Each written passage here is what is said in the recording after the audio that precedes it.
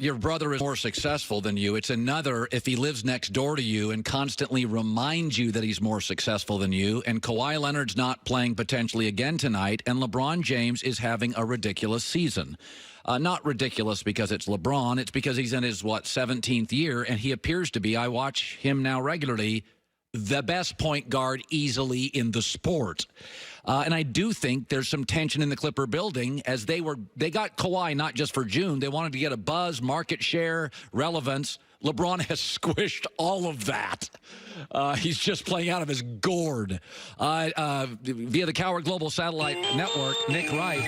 By the way, I have defended load management, but I think it works a lot better in Toronto than it does in Los Angeles when LeBron's sharing the arena. And I do think the Clippers are looking at LeBron thinking, their guy's on fire. Our guy can't play back-to-back. I could be being hyperbolic on this, but it does feel like it's a complete facial to the Clippers, does it not?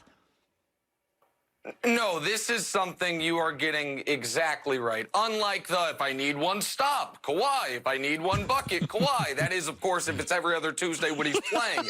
You are now back to reality, which is the Lakers have the best defensive player in the league, Anthony Davis. They have the best player in the league, LeBron James, who in a nice trick in year 17, all just become a rich man's Jason Kidd and be the best point guard in basketball and average 11 assists a game, because I've never done that before, so that'll be fun.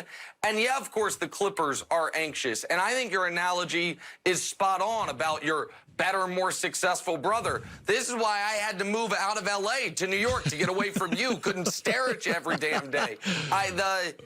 And the most important part is, and I hear everyone say it, and all my friends in the analytics community, I get it, well, as long as they win in June, it won't matter. Because of what they're doing, they might not get to June. I will say it again. Lakers, Clippers, Rockets, Nuggets, Jazz. Those are 5 excellent teams. One of them goes home after round 1. 3 of them go home after round 2. Because of the load management, the seeding the Clippers are staring at could be against, I don't know, the Denver Nuggets in round 1. Or maybe you beat the Nuggets in round 1, and now you're in Houston for round 2. And so it is an enormous bet. And one last point on this. You said it worked in Toronto. Toronto was the 1 seed the year before Kawhi got there. They went 17-5 without him. They this year are not thriving, but more than surviving without Kawhi Leonard.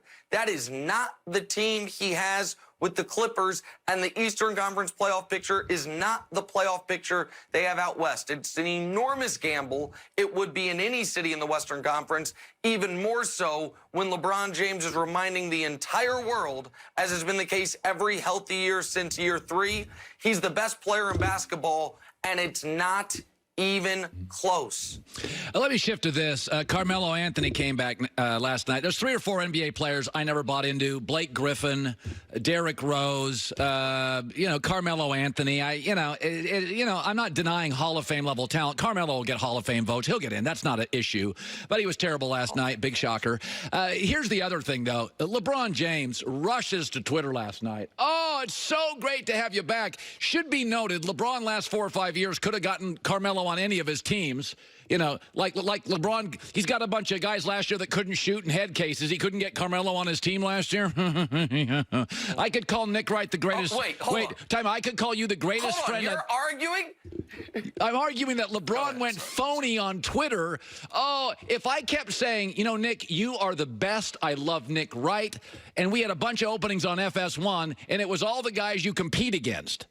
I mean, this Carmelo thing is nonsense, right? Okay. Colin, you will be my brother forever, and you becoming someone that I looked up to from afar to now becoming one of my closest friends is one of the greatest things that's ever happened to me. You darn right. Understand this. If you are ever washed and I am still in my prime, I ain't inviting you on my TV show. I don't know if that day will come, but it won't be about our friendship. And so, listen, Melo, 14 straight years, 20 or more points per game. First 14 years start his career. The people who have done that are Kareem and LeBron, and there's only 4 people ever, and Carmelo Anthony. So we should put respect on what he accomplished. You said he'll get Hall of Fame votes. Walks in, first ballot, no question about it. But he's in a different phase of his career, and unlike Dwight Howard, Dwight can reinvent himself because Dwight at his best, even when he was prime Dwight, defense and rebounding. So come off the bench for the Lakers, give us minutes of defense and rebounding, and you can be useful. Carmelo in his prime, throw him the ball, automatic bucket. That's a tough reinvention. And there's no shame in this. That entire class of guys, 03 in the class surrounding it. Let's look at it. Chris Paul, different place in his career. Dwight, different place in his career. D. Wade, out of the league. Chris Bosh, out of the league. The only reason we look bad upon Melo is because the one guy who's the face of that generation, LeBron, to bring it back, is still the best player in basketball. And listen, man, the Lakers just didn't need him. I'm sure LeBron called up Jeannie Buss and was like, hey, let's get my guy on the team. And she's like, LeBron, you play basketball for the team. You have nothing to do with personnel decisions. We're not going to take your calls anymore. I'm sure he did everything he could for his friend. It just didn't work out or something like that. Either way, I'm glad Melo ain't on the Lakers, but I'm happy he's in the league. It's all working out for me. Let's, I want to get to an NFL thing. We got in a big argument this week on Twitter. I'll get to that in a second. I keep hearing, the Jacksonville, first it was LT and the Chargers going to beat New England, and then it was Big Ben and all of his weapons. And then it was the Houston Texans in their Letterman jackets. And then it was Andrew Luck and the Colts. And then Jacksonville had a couple cracks at him. And now it's Patrick Mahomes. We keep looking for the team that's going to end the run. And I'm watching the Chiefs Monday, and I'm thinking they needed 4 picks to beat an unathletic old Phillip Rivers. That game was in doubt at the end, and I'm thinking, this team doesn't run. They can't stop the run. I don't think they match up with Baltimore right now at all. I don't think they match up with New England at all. Aren't you a little bit concerned about the team you grew up rooting for? All right, so the Monday night game was not good. They were lucky to escape with a win. Yes. I will grant you that.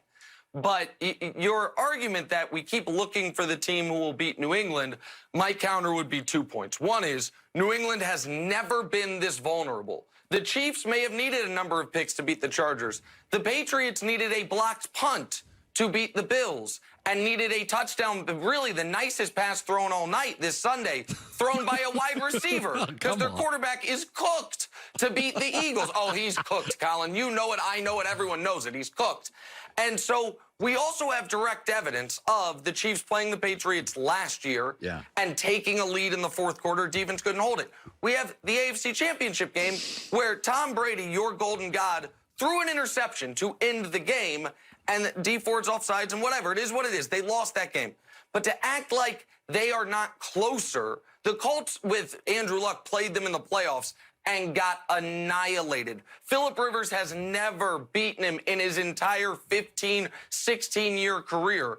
The Chiefs are going to be the team that does it if Baltimore doesn't get there first. You say the Chiefs don't match up well against Baltimore. Lamar Jackson's 14-3 as a starter. Those 3 losses must have all hurt your heart because 1 came to Baker and 2 came to Mahomes. Now, I know those Mahomes wins don't count because somehow he's 1-8 in Colin Cowherd's 8 career biggest games, which makes no sense whatsoever because 2 of those came against Baltimore. One of them clinched the 1 seed last year. Oh, that game doesn't matter. But the game against Seattle, that was meaningless. It was a loss. It was a big game. But I digress. The Chiefs have some holes. They have a bye week to fix it. And you want nothing to do with them in Foxborough in a few weeks when they show up to play your beloved Patriots. All right. I just see, I don't know what they do well besides Andy Reid designs plays and Mahomes is magician, but I'll take your word for it. Finally, what do the Pats do well? What do the Patriots do well? Coach, win, clutch, defense, secondary, situational football. Of the 27 things they're great at. But I digress. Now, we got to get to this. 2 minutes left. Sorry. You and I got in a Twitter spat. I generally don't get in those. You get in those every day. That is, you love arguing. No. I don't at all. I've got my portfolio to tend to. Anywho, the point being is you and I argued about James Harden, who apparently is lighting up November. And I'm like, congrats on that. It means nothing. It will translate to nothing. He'll be exhausted in April and May. And go ahead, have your say now, because I did at the very end of the argument win, which I don't on Twitter much. So go ahead. Okay, well, it's very interesting because you just employed in the beginning of this a strategy I don't often go to, but I do like to have in reserve, which is when I lose an argument, I do claim the other person is just a far more seasoned arguer than me, and that's why. But that's neither here nor there. All right. Listen, we've got to be able to appreciate the moment. It can't all be about destination.